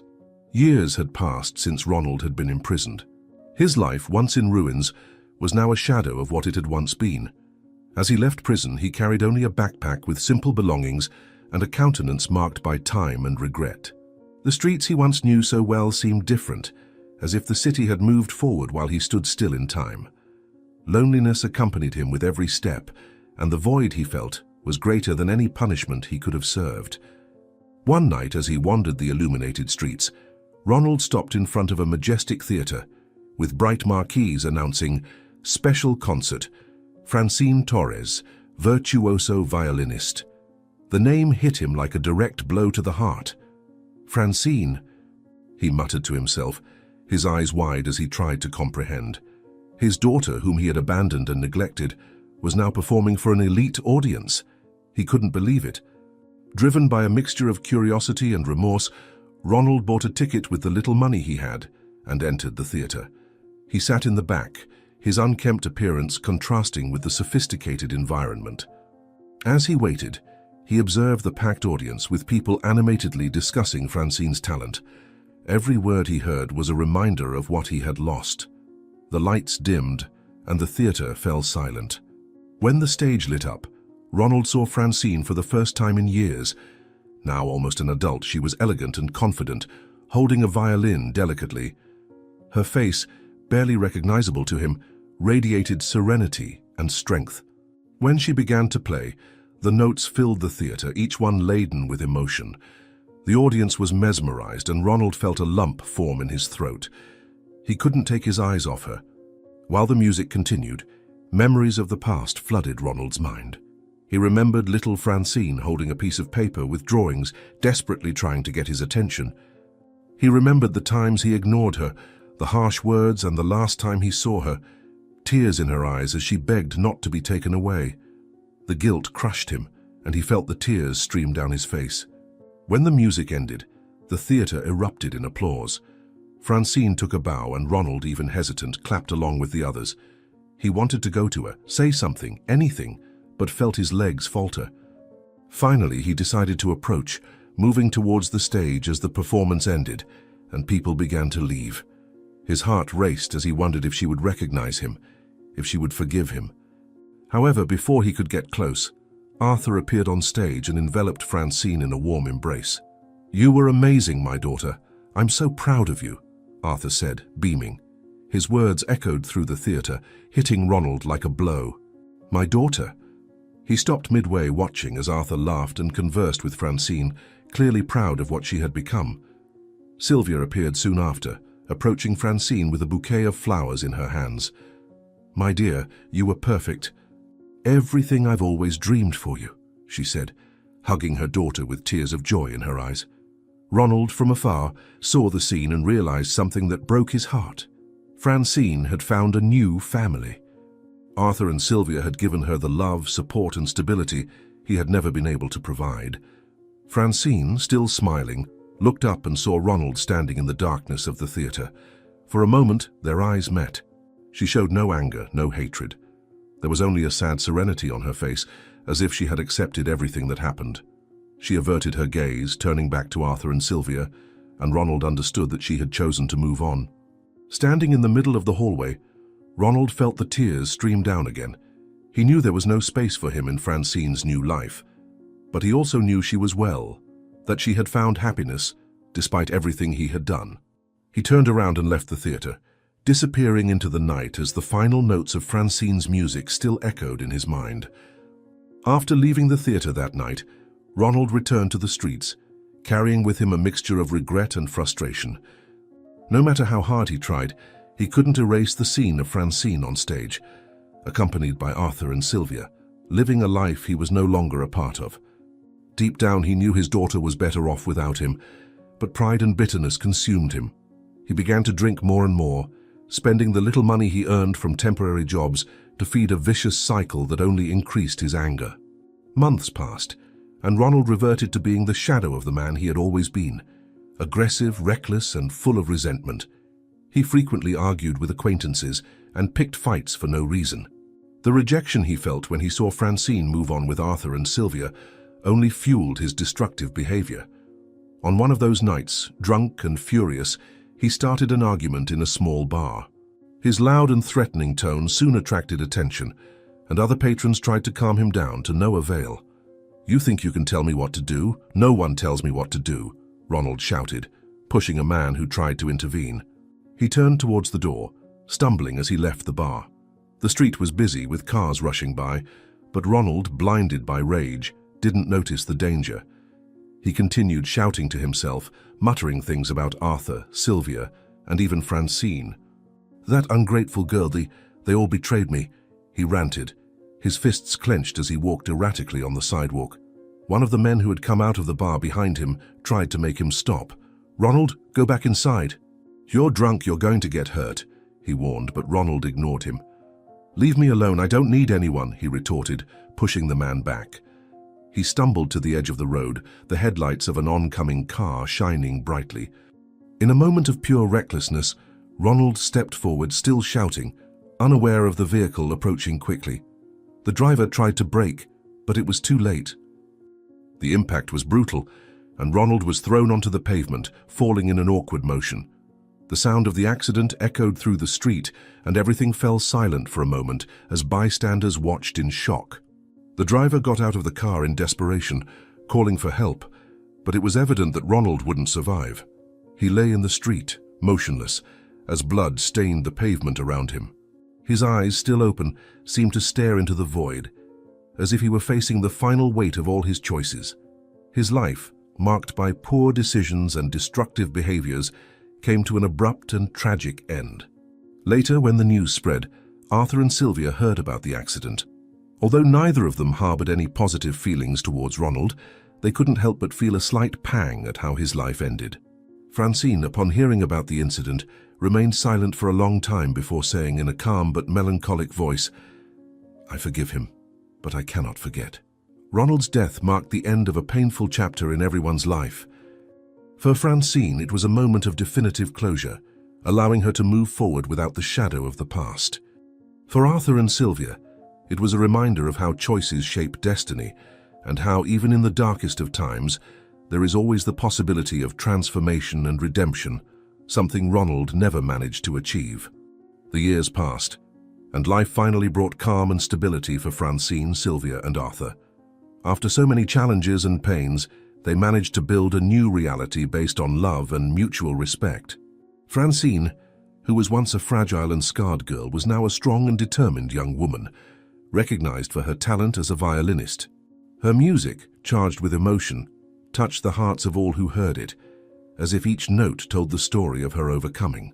Sylvia, in turn, had found a stable job and continued to be the pillar of affection and wisdom that sustained the family. Arthur, who dedicated his life to supporting Francine, became a father in every sense, always by her side and Sylvia's. Francine still remembered the difficulties of the past, but she used those memories as fuel to move forward. She often performed in packed theaters, moving entire audiences with her art. After each concert, she would look at Arthur and Sylvia in the audience, always seated in the front row, with tears in their eyes and warm applause. Knowing that they were there cheering her on gave Francine immense strength. "My music is for you," she would say with a sincere smile, upon meeting them backstage after each performance. Arthur would embrace her with pride, while Sylvia would discreetly wipe away the tears of joy that insisted on falling. Over time, the relationship between the three grew even stronger. Arthur and Sylvia decided to open a small music school in honor of Francine's journey, where children with difficult stories could learn and connect with art. "Every child deserves a chance to dream like you did," Arthur explained to Francine, as he showed her the first instruments they had bought for the school. Francine loved the idea, and whenever she had time between concerts, she helped teach the children. The school soon became a refuge for many, filled with laughter and the sounds of violins, pianos, and flutes. One day, after an especially emotional performance, Francine sat down with Sylvia and Arthur at a cafe near the theater. The sun was setting, painting the sky in shades of orange, and the moment seemed perfect. "How you know I wouldn't be here without you, right?" Francine said, looking at them with gratitude. Sylvia took her daughter's hand, squeezing it gently. "You've always been strong, Francine." "We just did what any family would do, loved and supported you," Sylvia replied, smiling. Arthur nodded, putting a hand on Francine's shoulder. "You gave us a reason to be better. It was you who inspired us," he said, his eyes glistening with emotion. Despite all her progress, Francine never forgot her biological father, Ronald. Although he had been an absent and troubling figure, she found comfort in knowing she had overcome the damage he caused. One day, as she walked through the park, she stopped in front of an old tree and thought of him. "I forgive you, but I choose to move forward," she murmured, feeling a weight lift from her shoulders. This silent act of forgiveness was liberating, allowing her to fully focus on the future she was building with her mother and Arthur. The music school thrived over the years, attracting attention from the local community and even sponsors. With the financial support, they managed to expand the space, offering free classes for underprivileged children. Francine loved watching the little students play for the first time, their eyes sparkling with enthusiasm as they learned something new. "You have a gift for teaching, you know," Arthur told her as he watched one of the classes. Francine laughed, shaking her head. "I just want them to feel what I felt when I found music. It saved my life," she replied sincerely. One day, while they were at the school, Sylvia found an old photo of Francine playing the violin for the first time, still under her tutelage. She brought the photo to the classroom and showed it to her daughter. "Look where you started and see how far you've come," Sylvia said, pride in her voice. Francine took the photo, laughing as she remembered how small and insecure she was back then. "And it all started because you believed in me, Mom." "Thank you for never giving up," she replied, tears in her eyes. Arthur also made a point to honor the past, despite its struggles. He organized a benefit concert in tribute to the children who had passed through the school, inviting former students to perform alongside Francine. The event was a success, and the room was full of people who came to support the cause. During the performance, Arthur looked at Sylvia and Francine on stage and felt immense pride.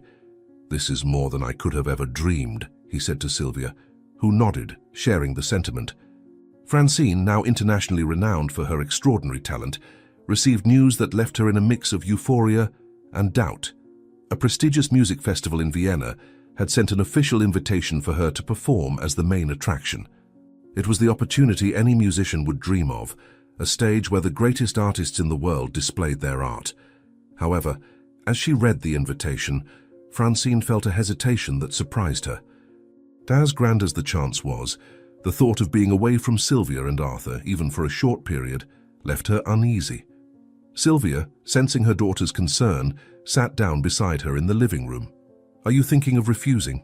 she asked, holding Francine's hand with a tender look. Francine sighed, looking at the floor. "I don't know, Mom. It's a big step, but what if something goes wrong? What if I'm not ready? And above all, what if I miss you?" she replied, her voice laden with insecurity. Sylvia smiled, squeezing her hand tighter. "My daughter, this is your chance to show the world who you are. We'll always be here waiting for you, but you need to go and live this moment. It's what you deserve," she said, her voice firm but full of love.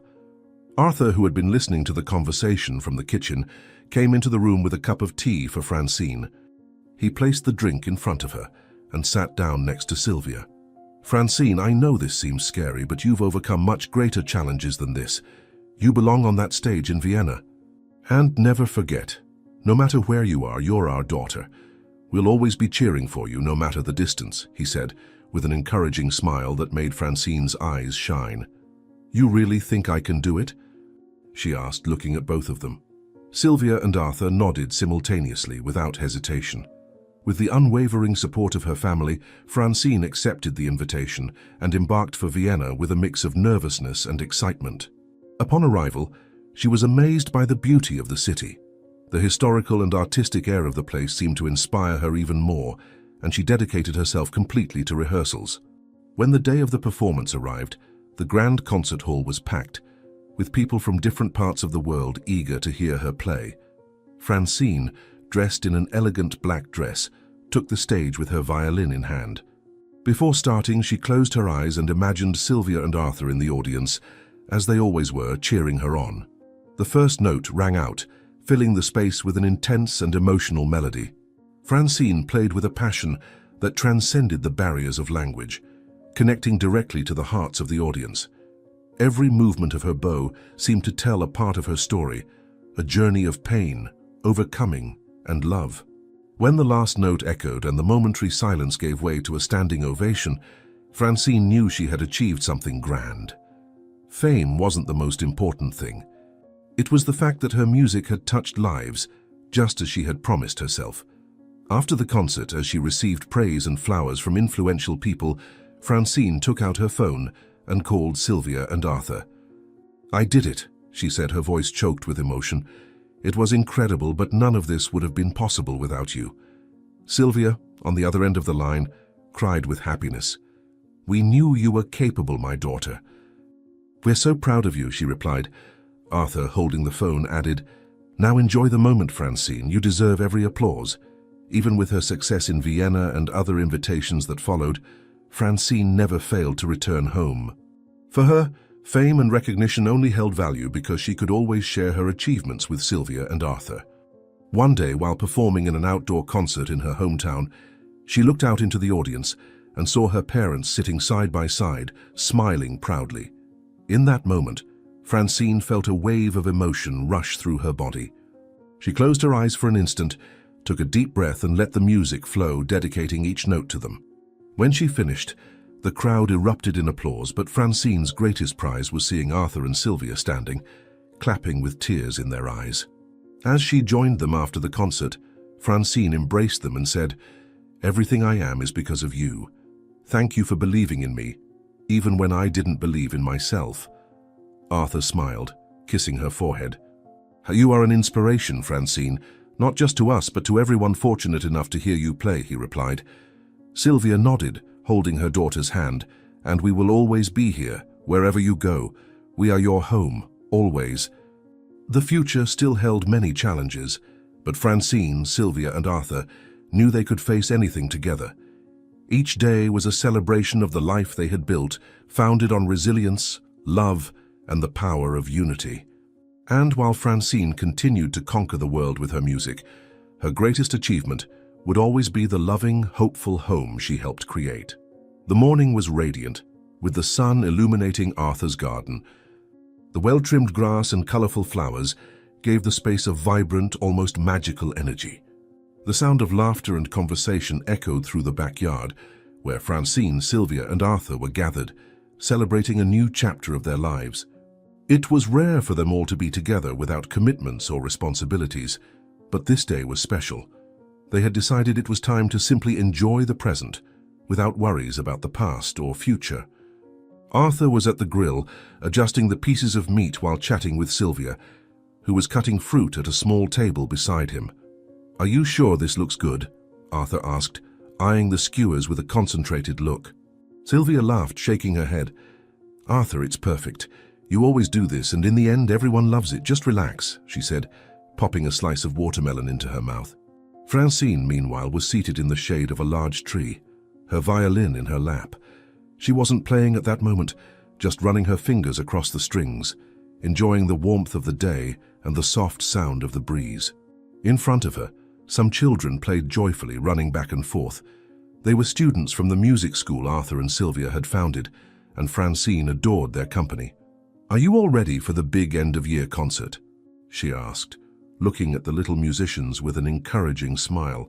"Yes, teacher Francine," they chimed in unison, making her laugh. Soon the aroma of the finished food wafted through the garden, and Arthur called everyone to the table. The children gathered while Sylvia brought the fruits and salads, and Francine helped organize the plates. The atmosphere was filled with joy and human warmth, with lively conversations and shared laughter. As they ate, Arthur told funny stories about the first time he tried to cook. "I almost set the kitchen on fire. It's a good thing Sylvia showed up to save the day," he said, drawing roars of laughter from everyone. After lunch, they played a few games in the garden, including an impromptu volleyball match with the children. Francine, who was surprisingly competitive, took the game seriously, but laughed every time Arthur attempted a move and missed completely. Sylvia, who didn't want to join the game, stood on the sidelines cheering everyone on and snapping photos with a satisfied smile. As the day began to wind down, they all gathered to watch the sunset. Arthur hugged Sylvia, while Francine sat beside them, resting her head on her mother's shoulder. "This is the life we always wanted," Sylvia said softly. Arthur agreed, holding her tighter. "And it's the life we built together with love and effort," he replied. Francine smiled, feeling completely at peace. For them, this day wasn't just a celebration. It was a reminder that, despite everything, they had triumphed. Did you like the story of Francine and Arthur? Then subscribe to the channel, leave your like, and check out the next one that is waiting for you here on the screen. I'll wait for you there.